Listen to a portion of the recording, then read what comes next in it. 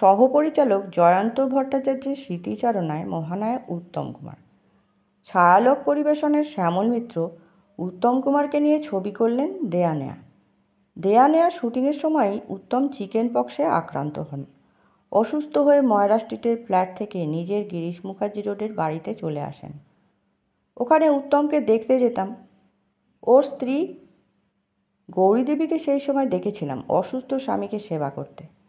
তখন উত্তম ঘর ছাড়া ময়রা স্ট্রিটেই থাকেন। যদিও বাড়ির সঙ্গে যোগাযোগ ছিল, তবে সেটা নিতান্তই কর্তব্যজনিত। মাকে উত্তম অসম্ভব ভক্তি করতেন। অন্য ভাইদের প্রতি সজাগ কর্তব্য ছিল তার। দেয়া নেয়া অভাবনীয় সাফল্য পেয়েছিল।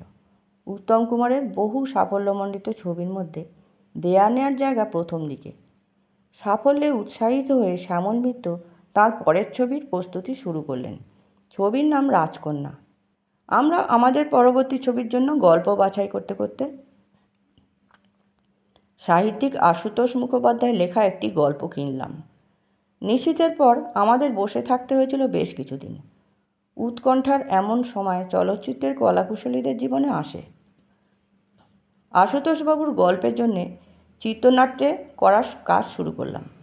চিত্রনাট্য শেষ না হলে, তারপর ছবি করার জন্যে টাকা জোগাড় না হলে ছবি করা সম্ভব নয়। যাই হোক, উত্তম কুমার তখন খুবই ব্যস্ত, ছবির পর ছবি। এই সময় তার আশেপাশের বহুজন ভিড় করেছেন।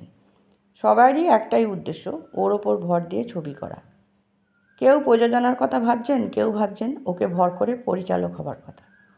সত্যি কথা বলতে কি, এই সময় উত্তম কুমার এমন অনেক ছবি করেছেন যা উল্লেখযোগ্য হয়নি।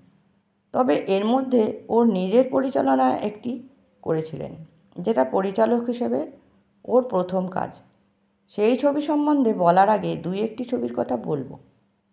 শ্যামল মিত্রের প্রযোজনায় দ্বিতীয় ছবি রাজকন্যা পরিচালনা করেছিলেন সুনীল বন্দ্যোপাধ্যায়। নতুন নায়িকা ছিলেন রীনা ঘোষ। এই ছবিটিরও পরিবেশক ছিলেন ছায়ালোক। ছবিটি ভালো চলেনি, বলা যায় উত্তম কুমারের সেই জনপ্রিয়তার তুঙ্গেই এই ব্যর্থতা। ছবিতে বাণিজ্যিক ছবির উপাদান ছিল, কিন্তু তবুও সাফল্য পেল না। অগ্রদূত করলেন রবীন্দ্রনাথের বিখ্যাত গল্প খোকাবাবুর প্রত্যাবর্তন নিয়ে ছবি। উত্তম ব্যতিক্রমের ছবি করার কথা সবসময় ভাবতেন। সম্পূর্ণ রোমান্টিক ইমেজ বাদ দিয়ে মেকআপে ভৃত্য রায়চরণ চরিত্র সৃষ্টি করার জন্যে পরিশ্রম করেছিলেন উত্তম। চরিতাভিনয়ের সেই চেষ্টায় উত্তম যে বিফল হয়নি সেটা বলাই বাহুল্য। যদিও বৃদ্ধ রায়চরণের অভিনয় দেখে কুশলী অভিনেতা কানু বন্দ্যোপাধ্যায় বলেছিলেন, উত্তম সবই করল, তবে চোখের দৃষ্টিতে বার্ধক্য আনতে পারল না। এই ছবিতে অভিনয়ে সুমিতা সান্যাল প্রথম চিত্রাবরণ করেন। তখন উনি সুচরিতা সান্যাল নামেই অভিনয় করেছিলেন। খোকাবাবুর প্রত্যাবর্তন মোটামুটি ব্যবসায়িক সাফল্য পেয়েছিল। অগ্রদূতের পরিচালনায় আর একটি ছবির নাম উল্লেখ করা হয়নি, সুবোধ ঘোষের বিখ্যাত উপন্যাস অবলম্বনে ত্রিজামা। ছবিটি ঠিক এই সময় নয়, আগেই হয়েছিল। ছবির নায়িকা ছিলেন সুচিত্রা সেন। অন্য নারী চরিত্রে ছিলেন অনুভা গুপ্তা। ছায়া দেবী, ছবি বিশ্বাস, চন্দ্রাবতী দেবীও ছিলেন।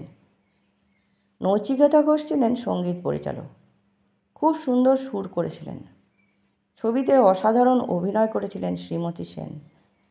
নায়িকা চরিত্রে নিজের গ্ল্যামারকে একেবারে বর্জন করে শ্রীমতী সেন বিস্মিত করেছিলেন।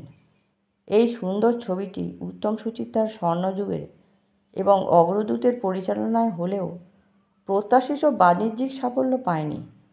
অথচ কয়েক বছর পর দ্বিতীয়বার রিলিজে ছবিটি অভাবনীয় ব্যবসায়িক সাফল্য পেয়েছিল। এরকম ঘটনা খুব বেশি ঘটে না। সুপ্রিয়া দেবীর সঙ্গে উত্তমবাবুর পরপর ছবি হচ্ছিল। নায়ক নায়িকা উত্তম এবং সুপ্রিয়া। এই সময় উত্তম এবং সুচিত্রা জুটির ছবি প্রায় হচ্ছিলই না। পরিচালক সলিল দত্তর প্রথম ছবি সূর্যশিখা। সলিলবাবু নিউ থিয়েটার্সের সহকারী ছিলেন। নিউ থিয়েটার্স বন্ধ হবার পর ওখানকার দুজন সহকারী প্রসিদ্ধ কথাশিল্পী বনফুলের ঘনিষ্ঠ ভ্রাতা অরবিন্দ মুখোপাধ্যায় এবং সলিল দত্ত দুজনে অগ্রদূতের সহকারী হয়েছিলেন। দুজনেই উত্তম কুমারকে নিয়ে সাফল্যমণ্ডিত ছবি করেছেন। অরবিন্দবাবুর বনফুলের উপন্যাস অবলম্বনে অগ্নিশ্বর এবং ধন্যী মেয়ে যথেষ্ট ব্যবসায়িক সাফল্য পেয়েছিল।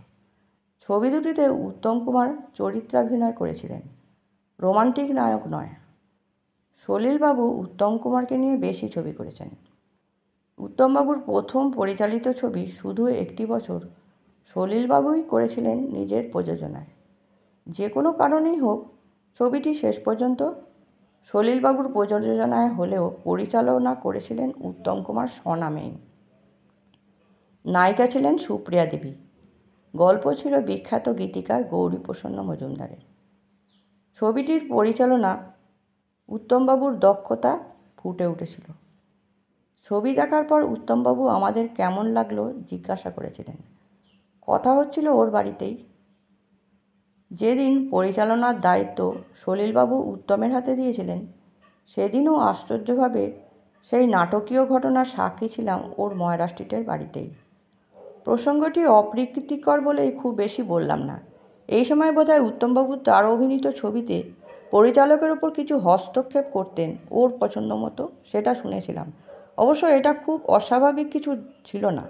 প্রযোজক, পরিবেশক, চিত্রগৃহের মালিক টাকা দিতেন উত্তম কুমারের জন্যেই। ওর থাকা মানেই ছবি হিট। তা যেমনই হোক না কেন, ছবির গুণগত মান। সময়টাকে উত্তমের যুগই বলা যায়। অবশ্য এর মধ্যেই কানন দেবীর স্বামী হরিদাস ভট্টাচার্যের পরিচালনায় বিখ্যাত ইংরেজি থ্রিলার ছবি যে ক্রুকেট শ্যাডো অবলম্বনে উত্তমবাবু অ্যান্টি হিরো চরিত্রে অভিনয় করেছিলেন। নায়িকা ছিলেন শর্মিলা ঠাকুর। হরিদাসবাবু বেশ কম্পেটেন্ট পরিচালক ছিলেন। কানন দেবীর শ্রীমতী পিকচার্সের বেশিরভাগ ছবি উনিই পরিচালনা করেছিলেন। হরিদাসবাবু ছিলেন পশ্চিমবঙ্গের রাজ্যপালের এডিকং।